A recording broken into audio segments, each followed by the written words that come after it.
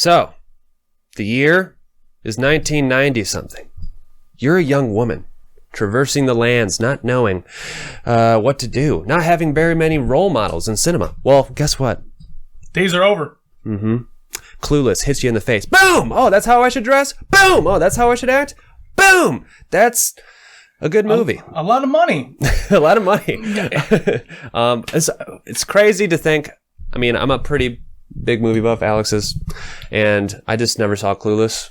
Yeah, I mean, there's always movies that you just kind of like I am really into media, but like some things just kind of skip over your radar sometimes. Like, you know of it, you know where it fits in like pop culture, but you don't always like take the time to actually watch something. It was written, directed by Amy Heckerling, I believe, who also, I believe, directed Fast Times at Ridgemont High, another like 80s like coming of age classic movie that kind of pushed some boundaries at the time. So she's got a little bit of a teenage pedigree, you might say. Yeah, I should say that as well. We are doing this movie in response to communicating with you guys. Somebody that was in the comment section, we were talking about the actor from Population 436, and this person was talking about how Mr. Jeremy Sisto, yeah, and it's like when we're reviewing that movie, we were like, it's like you saw him in these movies, but you don't know what movies. He's like that forgettable face, and she was like, oh, I knew him straight away from Clueless,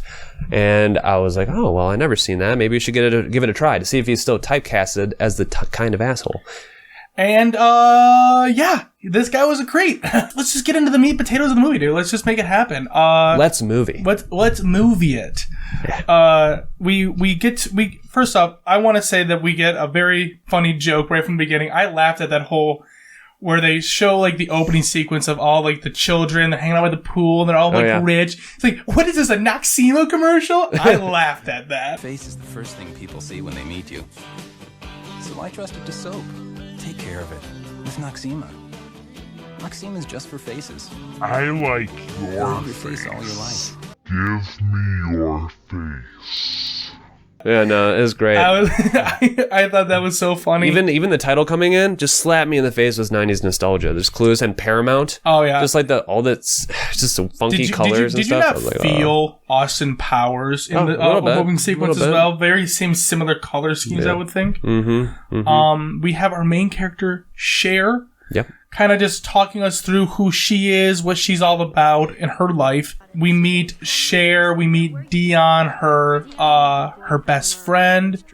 We meet her father, who has a wonderful line where he says, "We divorce wives, not children." And I was like, you know what? Stand up, guy. It's part of the men's code. Yeah. We won't leave my children behind, but my wife, get out of here. For women, it's like Clueless is like amongst the pantheon of these kind of movies, like Bring It On, Legally Blonde. All these types of movies kind of like fall under this blanket. When I first was watching it, like right off the bat, I was like, this movie feels like it's parodying itself. But we do meet the guy from Scrubs, which is Dion's boyfriend. He looks like a little baby. He looks like a little baby. baby. He's got braces. He's like a little baby. What was his name? It was Murray. Murray. And then I'm trying to think of what was the actor's name. I think it was Donald Faison. Donald Faison, yeah, of Scrub fame before he landed that amazing role for himself and kind of had that wonderful experience. But it was. And we just get to see all these, like, a lot of these young characters you see in kind of pop culture. Did you catch in the beginning that Cher's mother died from a freak accident during a liposuction surgery? No. She died from a freak liposuction accident. That's deep lore. That's deep Clueless lore, dude. Dude, I'm telling you right now, tell me what a freak accident during a liposuction is where it doesn't end up being absolutely terrifying. All right, closed casket type, you know. The freaking plastic surgeon just like set the sucker to auto and just walked away. Yeah, this should take a while. Yeah, she comes back and she's looking like the mummy with Brandon Fraser standing over it. Just to kind of break into the movie, the way they really lay this movie out, which I really appreciate, is what they do is they basically take you through multiple intersections in Cher's life during this time period. and these different events and how they kind of shape her to the final product of who she is in the end of the movie. You see her in the beginning. You live through these multiple events over a long period of time. And then you have her final result, which I thought was cool. And the first real thing was basically like, hey, I need to get a better grade in debate class. So what's the first thing this high school girl thinks to do? I'm going to get my teacher laid. Yeah. She needs to increase her reputations in the factions in the school, too. So she goes around just, like, talking about it. She eventually tries to hook up her debate teacher, political teacher. Her debate teacher with, like, I think her environmental studies teacher. Yeah. Or either it was an English teacher. Yep. But her shtick was environmental, like, causes and stuff like that. And it works, you know? Everybody starts getting good grades. Yeah, between, like, just a little coffee here. Hey, how about you go share this with Mrs. I can't think of her name, but the best part about it, her real name was Twink, which I thought was hilarious. Twink. Yes. Yeah, Miss Toby Geist. Miss Toby Geist is with Mr. Wendell Hall. And Mr. Hall was played by a very famous actor. I believe he was in The Princess Bride. Yep, Wallace Shaw. And he just screams nerdy teacher, nerdy dad. And he has one of those like voices that you recognize right off the bat. Like I just got like such nostalgia childhood from seeing him in other things. Yeah. Through like the Disney Channel and stuff like that. So they try to do this, and you start to begin to kind of put it together that Cher is kind of a control freak. She's a weird behind-the-scenes puppet master. She's a little neurotic. Yeah, it's kind of it's a weird thing. I don't know many people that had that situation, so it's kind of like an original character idea, I suppose. And she sets him up. Yeah, sets him up, and it works. And and this whole time you meet. Everybody what? That's it. That's how you do it. Once your teacher's getting laid, everyone passes. Yep. Sex can change everybody. If you're coming, so's your GPA. And you get to see her home life after a while. And guess who's there? Guess who's not brother, but kind of brother? Dude, one thing I will say now, because they do this throughout the entire movie, and it just rocks my world. They make it such a point to when they first introduce Paul Rudd's character, Josh.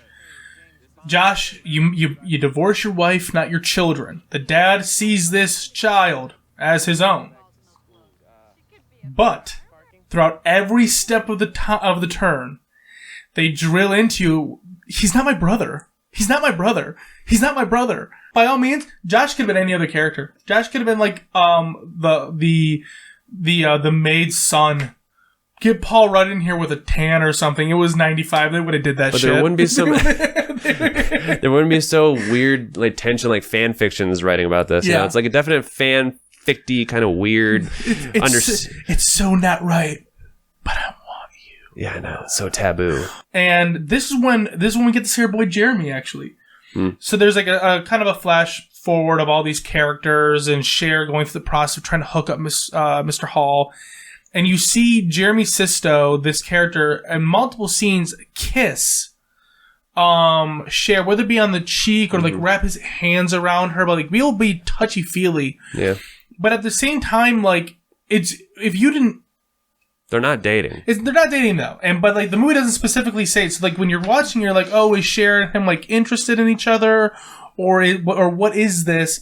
But that's when but then we meet Ty, who was a cool character. Yeah, it makes me sad. About Brittany Murphy. Yeah, rest in peace. That is a shame. I remember when she first came on scene, I was like, I didn't even recognize her at first. No, it's one of those scenes where I knew she played the role in Clueless where she was totally different looking when I followed Brittany Murphy's career, and I just never seen the movie, but I knew what she looked like in the movie, so I was familiar with it. As soon as they gave her a makeover, though, I was like, there she is. That's the pop culture Brittany Murphy you've seen in like all the movies. Yeah, and she was a sweetheart. Yep. She was a sweetie. She was funny. She kind of was a little bit aloof, and basically, Dion and Ty. Cher took her under their wings and to try to, because she was the new girl, and you know what? We're the most popular girls in school. She needs to learn from us. She's a wreck. Look at her. We need a makeover. And I feel like this whole time too, I feel like this movie had such an impact on Makeover culture. makeover culture, and could do this. specifically the toys, the Bratz dolls would not exist. Oh no way. When I looked at their They just outfits, wouldn't have. I feel like this whole movie was very iconic for just fashion in general.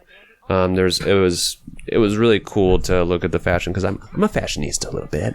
I don't look it, but you could tell that it was very fashion forward, and this is a good part of the movie where they really start showing their hand of their characters, because throughout the whole movie, in all the scenes, their characters all sound really stupid, very airheady, very clueless, even. they say it a lot of times. They really hammer that title in. But I think that what makes this movie so smart at this time is they took like a real stereotype. But when you really listen to what Cher and Dion and Ty say, and even Elton in certain situations, I think. Elton, not so much. Elton, not so much. He's on the lower end of that list. And then the guy who Ty liked, the skater dude. Mm-hmm. Vocabulary-wise and what they're saying, they talk super, super smart. But it's all delivered with this very dumb inflection, which I think was a very smart move on their part. It really kind of made the movie a little bit special, Yeah. So then they take on the case that is Brittany Murphy's character Ty, and they make her a popular girl. Slowly she starts to interweave into the school system, and she's having fun. They're becoming really good friends. And this is basically she's just training her, and Josh sees her being trained, reading books, because she's at Cher's house. And you just get some more Josh and Cher action. It's kind of just always kind of weird, but yeah, it's a little weird. It's a little incestuous in certain moments, but but it's not at the same time, because you can tell that it is just kind of a little weird that they make the relationship very brother and sister, but they do hammer that point in. It's not really my brother. It's they dated. They were married for like a month. It was like this whirlwind thing, and then that he just happens to like hang out around still. They go to the most 90s party in the world. Yeah. I want to do what they were doing. There were like 4 people on a table just like holding, like doing this, rolling with the homies, which is a thing that happens. It's pretty funny. I laughed out loud a few times in this movie. One of the times was rolling with the homies. Rolling with the homies. It was me and Elton's song. Yeah. Clearly Cher is trying to hook up Ty, while Ty is more interested in this skater boy whose name is escaping me right now. Travis. I know you said that earlier. I'm so sorry. Yeah. Who is actually part of a really funny old movie that I liked with Sean William Scott, I believe his name was. There's Road Trip. Road Trip, yes. I like that movie. Very, very raunchy movie. I like that movie better than American Pie. I did as well. And we get in. Basically, the movie plays out. They've been drinking. They need a ride home. So Elton takes Cher because it's just better for them to drive one way. And Ty gets in the car with another friend at the behest of Cher, who tried so hard to get Elton and Ty to drive home together. And that's when Elton makes the move. The dick move. The dick move. He's just like he's like, he pulls over, by the way. That's bad. You're supposed to go home. He pulls into this little weird clown dine-in area. The world's shittiest liquor store with a clown on a sign, which is murder central. Yeah, no, that's where people go to shoot. Yeah. Up.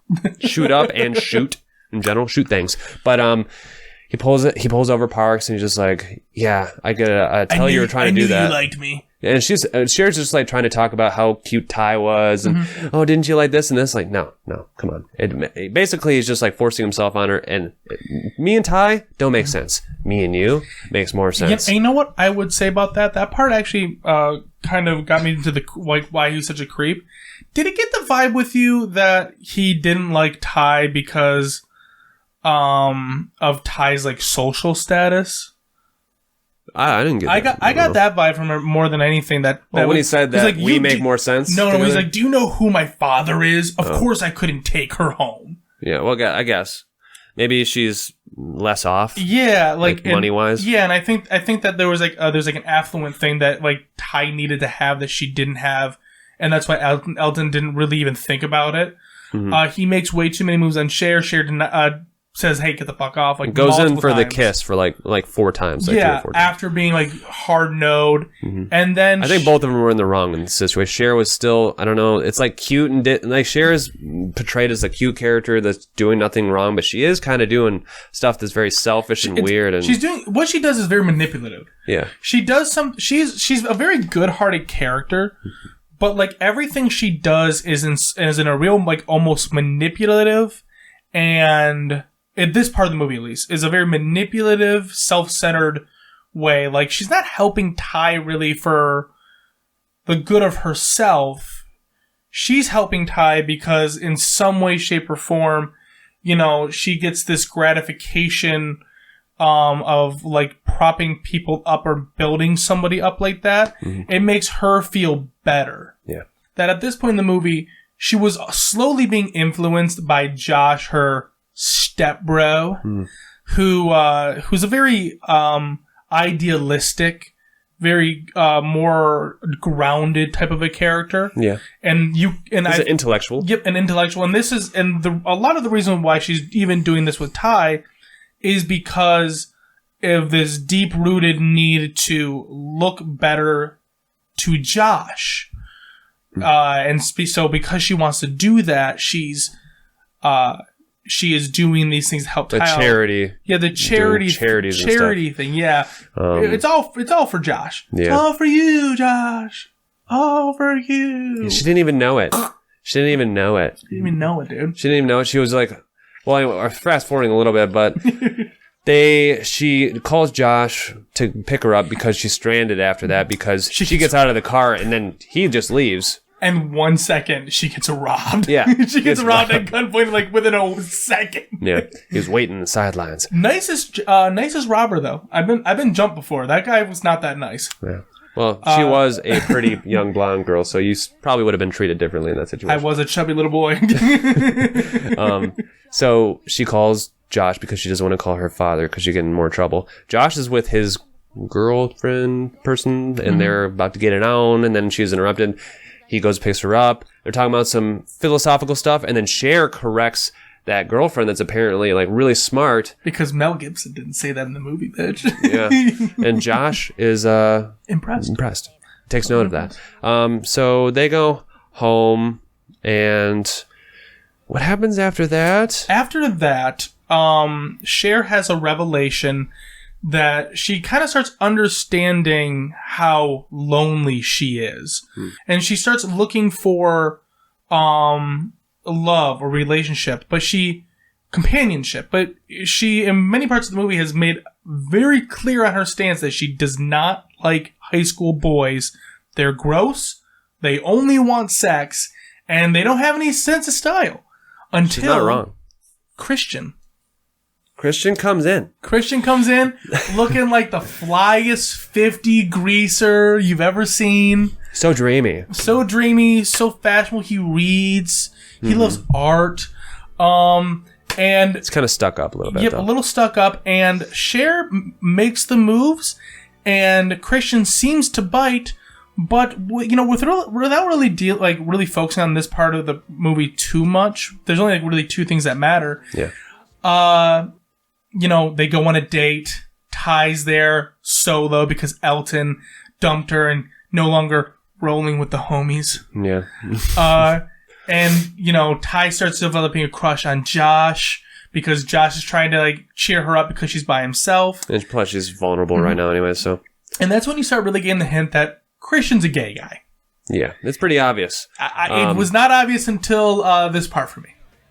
What, the part where they're at the party? The part where we're at the party, and I just remember there's this scene at the end where Christian's just dancing all by himself in like the middle of the. He's got that gay energy, dude. He doesn't quit. He's dancing by himself in the middle of this big old gymnasium or whatever, and everyone else is tired, and he's like, "I'm gonna keep going with the parties. You guys are gonna come over." I'm like, "Oh my god, it's hitting me, Josh!" It's like, not Josh, but like, how does Cher not realize he's gay? Yeah. It hit me when he was talking to that male bartender and shoot away a woman. Yeah. Right off the bat. But, also, Mighty Mighty Boss Tones. Mighty Mighty Boss Tones? The band that was playing in there? Oh, ska, yeah. I was Ska into Brothers. them, dude. Yeah. I thought it was funny, dude. It's the only time in, I don't know how many other bands or genres has this, but it merits just having like a backup guy that's just a hype man, just going like this, like, just like. Dude, he's just like two-stepping in the background. Yeah, he doesn't do anything. You think there's another mic up there for him to go in and scream sometimes? No, he's just there, just like prancing around, just like, ugh. You know, they're just they're skying it up, they're stanking it up there, and because I am unironically a fan of a good amount of ska. If I'm ever feeling like a 14-year-old teenage boy. You know, Cher didn't really realize that he was gay, and then finding out. Yep, Dion, not Dion, but Dion's boyfriend, had to kind of be like, "Hey, man, it's obvious. He's gay. It's very obvious." And then all of a sudden, it hit him all at once, like. Of course he was. And then there's this funny highway scene that happens after that. It's pretty hilarious because Dion can't drive None of on them the highway. can drive, really, except for Dion's boyfriend, right? He's a teacher, yeah. And she eventually tries to get her license as well, Cher, and she fails hard. Yeah. No, I guess they just can't drive. The next part of the movie is when Ty really starts coming into her own of her power struggle with Ty, because Ty has this is flirting with a couple. Christian and Cher going to the mall because it's Cher's totally like, hey, whatever, he's gay, he's gonna be my friend, which I love how they handled his character. They never made him like overly flamboyant. They didn't make it like a caricature. Super just like, hey, this is just who he is. Yeah, love it. They go to the mall, they're shopping, they're talking dresses, and they see Ty just sitting on a balcony on like the second floor Yep. with her butt on the balcony, and then two guys just talking, and apparently out of nowhere, they just push her and have her like held like by her hips, and she's like, ah, she's like freaking out. They're just like, like, which is what an effed up joke. Pranky, yeah, prank it's voice. just a prank, bro. It's just a prank, bro. And because of that, Ty kind of fluctuates the story, embellishes does a very Cher-like thing, like Cher from the beginning of the movie, talks it up, and she becomes more popular than Cher. More people want to talk to Ty. This near-death experience is all the rave at the school. So. And again, this this continues to kind of move Ty and Cher, not necessarily because Cher wants popularity, but she doesn't understand, she can't grasp what's happening because she's really self-centered at this point in the movie still. She also saw, because Ty was initially, before she got popular, into Travis, the skater. Yep. And they were like, no, don't mess with him. And then now that the tables are turned and Ty is really popular, Travis comes up. It's like, hey, what's up? I heard about that. And she's like, as if, basically. Yeah, like, shoo away. Just, I guess, maybe reflects on maybe how she was coming off at that stage in her life. She's like, man, is that how I acted? Kind of thing. Yeah, she kind of grows into that, and that's when you see Ty become the kind of a flip, and she's hanging out with Amber. Cher's like the knockoff version of Cher and all that good stuff. Then Cher fails her driving test. Oh, that happened. Hard. Yeah. Almost runs a biker off the road, sideswipes a car, and that driver instructor let her know. Yeah, pull over now. All right, you're done. He's like, in this moment, there is no manager. I am the messiah of driving. That's like a quote from him. Funny, I am the driving messiah. Yeah, to you, I'm the driving messiah. So she's all distraught about that. She goes home, and Ty is with Josh because she was just waiting for Cher to come home, but seem like they're having fun, and that's where she starts to believe that she's into Josh, because they get pulled away. Cher tells them about how she failed her driver's license test, but this is when Cher gets kind of like weird and defensive, is like over Josh. Yeah, it's just like, I don't think you guys would make a couple. You guys wouldn't be good together. And because Ty kind of flipped in personality, Ty got very mean and dropped the most classic Clueless line that Cher is a virgin who doesn't know how to drive. And you can just tell that Cher's like, damn, dude. Yeah, tear came. Ow! Tear. She's like, oh, you sunk my battleship of emotions. Mm-hmm. Yeah, no, and then from there we take a break from that storyline because that pain that Cher kind of felt, that struggle and that emotion, she separated herself out. She did her retail therapy as she used to, but it wasn't helping. And that is when she realized, oh my God, the reason why I'm acting like this, the reason why I cared so much about the charity and doing better things and, building up Ty and, why I care about Ty liking Josh or why I'm lonely is because I like Josh. Mm-hmm. Which, again, I'm going to go back to praising the movie. What a wonderful setup. Like, you know from the outside perspective that you can kind of read the room that's what they're building towards with Josh. Mm-hmm. But I love the way that they took all of these moments and they weaved them all together for her, a very clueless girl, to be like, oh, I now realize it. Mm-hmm. And then you kind of see Josh and Cher's dynamic change a little bit as she's more nervous around him, doesn't really know how to act. Yep. This whole time, the father's been trying to close a big deal, lawyer. The big lawsuit. Yeah, the big lawsuit, and that's why Josh is there anyways to help him out a little bit more. Yep. But also he's there for Cher too. Yeah, and what is it? That's when Cher does Home Makeover Soul Edition, and she makes herself a better person. Yeah, she gets rid of a lot of bulk clothes, donates them. Stuff like that. And this is just really sealing the deal with her and Josh. While also helping with the case. There's a couple scenes throughout this montage of Cher giving items away for a relief charity event, volunteering for this event, helping her father pro bono for the the big lawsuit. You really start seeing all of that come together real nicely. Even her and Ty have they have an apology session where Ty was like, "Hey, I'm so sorry. Mm-hmm. I don't know why I said that. That was so mean." Yep, and that's when they're attending Travis's exhibition for skateboarding. Travis got sober. Yeah, he got sober and he shreds now. He shreds harder than when he was drunk, man. Now that he's sober, he can feel the pain, so now he doesn't want to fall, and he just gets good. Yeah. And, he rips it, and you could definitely tell that Ty is, maybe forgetting the whole superficial kind of badge that she earned. Not holding a grudge over it, which is very big of you, Travis, especially at that age. Yeah. And then we just have this wonderful scene where Josh really stands up for Cher when Cher made a mistake working on the files for the lawsuit. Yep, she highlighted the wrong thing or piled them differently. And this one guy was getting on her case. So it was hard. Yeah, just oh, you're stupid. Why don't you just go to the mall or something and do what you should be doing? You shouldn't be in here. The big boys play. Yeah, Josh stood up for her hard. Really went to bat for her, which is great.